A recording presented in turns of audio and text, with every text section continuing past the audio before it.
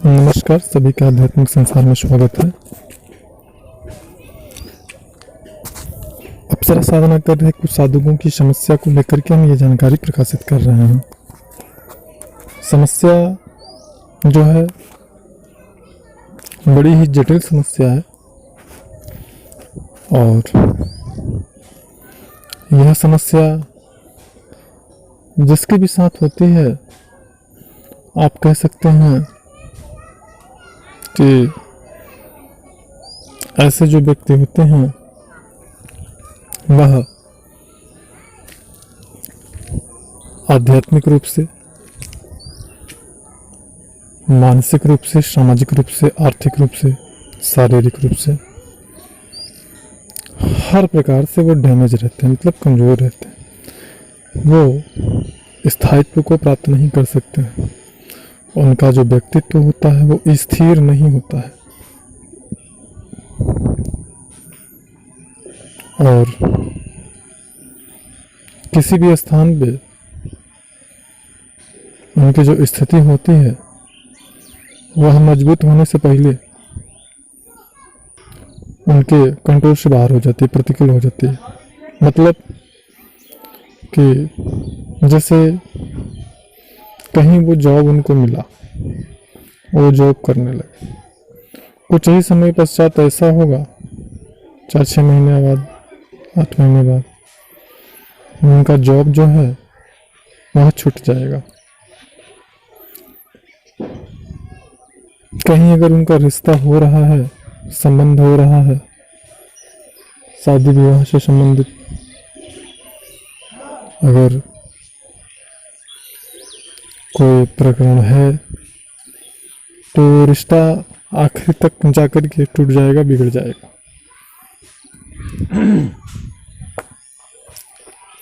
ऐसे लोग हर प्रकार से समस्याओं को झेल रहे होते हैं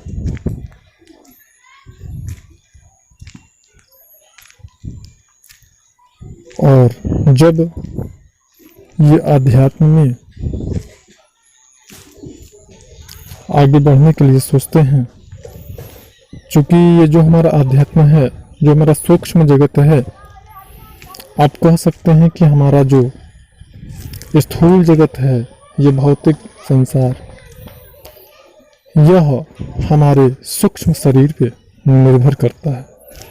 मतलब हमारा जो सूक्ष्म जगत है उन पर और हमारा जो सूक्ष्म शरीर है उस पर, ये हमारा स्थूल शरीर या हमारा सूक्ष्म शरीर, स्थूल शरीर और हमारा स्थूल जगत, यह दोनों का जो आधार है, नींव है, वह सूक्ष्म जगत है और सूक्ष्म शरीर है। यदि व्यक्ति के सूक्ष्म शरीर में किसी प्रकार की कोई दिक्कत है, कोई समस्या है, ऐसा व्यक्ति जब आध्यात्म में कदम रखता है तो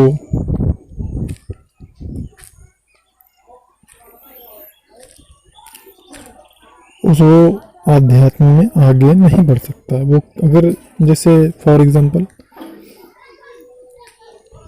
अगर वो साधना कर रहा है, अगर वो अप्सरा साधना ही कर रहा हो तो उस दशा में बार बार साधना काल में उसका जो ब्रह्मचर्य होता है वो खंडित होता रहता है, बार बार ब्रह्मचर्य खंडित होता रहता है। और कारण जो उसकी जो कर्माशय है कामवासना प्रधान हो, उसके जो विचार हैं वो कामवासना प्रधान हो अथवा ना हो, दोनों ही स्थिति में बार बार उसका जो ब्रह्मचर्य है वह खंडित होता रहता है। कितना भी प्रयास कर ले ये समस्या से निजात नहीं पा सकता। क्यों? क्योंकि अगर वो आध्यात्मिक रूप से मजबूत हो गया तो सूक्ष्म रूप से वो मजबूत हो जाएगा, और अगर सूक्ष्म रूप से मजबूत हो जाएगा तो जो वो समस्या रहेगी, जो उसके सूक्ष्म शरीर में जो दिक्कत रहेगी, जो प्रॉब्लम रहेगी, वह समस्या स्वतः ही भाग जाएगी, क्योंकि वो सूक्ष्म रूप से मजबूत हो जाएगा।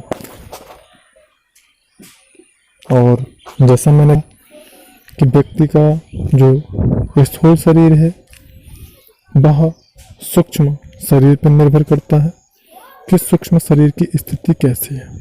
अगर सूक्ष्म शरीर की स्थिति मजबूत है तो उसका जो स्थूल शरीर है वह अच्छा होगा, हष्ट पुष्ट होगा, सुडौल होगा, स्वस्थ होगा। और अगर किन्हीं कारणवश सूक्ष्म शरीर में कोई समस्या है, कोई जीवात्मा का प्रभाव है, अतृप्त आत्माओं का किसी का प्रभाव है, कोई अकाल मृत्यु में, खानदान में, पितृवंशावली में अगर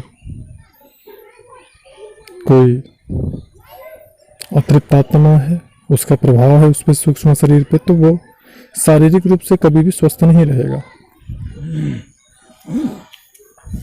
कोई न कोई समस्या हमेशा उसको घेरे रहेगी शारीरिक रूप से। और जब व्यक्ति शारीरिक रूप से अस्वस्थ होता है तो समाज में, कैरियर में अपने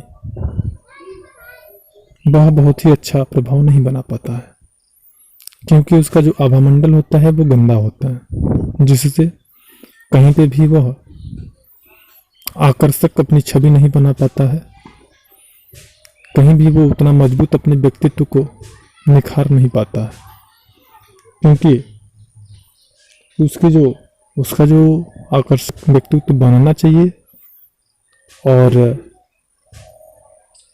जो ठोस और मजबूत उसके व्यक्तित्व में निखार होना चाहिए, जो आकर्षक जो है बातों में जो प्रभाव होना चाहिए, वो सारी चीजें बिल्कुल भी नहीं होती हैं। ऐसा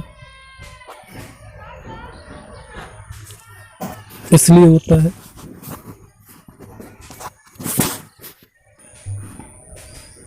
इनकी जो, क्योंकि ऊर्जा होती है, आध्यात्मिक ऊर्जा या स्थूल जगत की जो ऊर्जा होती है, कह सकते हैं जो कार्य करने की क्षमता होती है, वह बिल्कुल भी उस अतृप्त आत्मा या जीवात्मा के द्वारा सोख ली जाती है। और यह बहुत ही मजबूत स्थिति को नहीं बना पाते हैं, हर जगह इनकी स्थिति बिगड़ती चली जाती है, हमेशा परेशान रहते हैं। पैसे इनके पास आते हैं लेकिन उससे ज़्यादा पैसे जाने के पहले से ही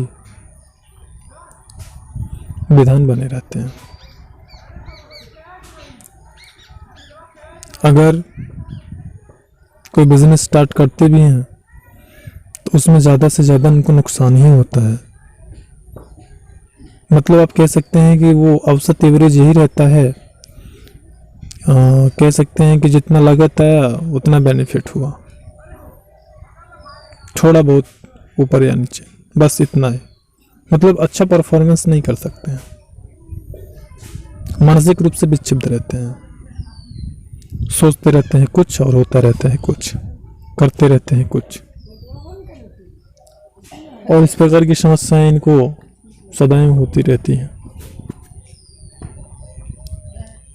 हमारे एक साधक की समस्या पे, हम उनका यहाँ नाम नहीं लेंगे, तो इस प्रकार की अगर समस्याएं हैं तो जाहिर सी बात है कि साधकों के या तो मार्गदर्शक उनके प्रबंधन करें, उनका व्यवस्था बनाए, तो ही वो साधनाएं कर पाएंगे। क्योंकि अगर किसी भी साधना की, अब बात करते हैं अगर अप्सरा साधना की, अगर अप्सरा साधना में अप्सरा की ही अगर सिद्धि प्राप्त हो गई, इनकी ही कृपा प्राप्त हो गई, तो जाहिर सी बात है साधक की जिंदगी तो बदल जाएगी ना, फिर सुधार आ जाएगा उसकी लाइफ में, बहुत कुछ परिवर्तित हो जाएगा। तो इस समस्या पे आने वाले समय में भी हम जानकारी प्रकाशित करेंगे। यहाँ पर सिर्फ इतना ही। जानकारी अच्छी लगी हो तो लाइक करिएगा। मिलते हैं नेक्स्ट वीडियो में, तब तक के लिए नमस्कार। वीडियो को पूरा देखने के लिए आप लोगों का बहुत बहुत धन्यवाद।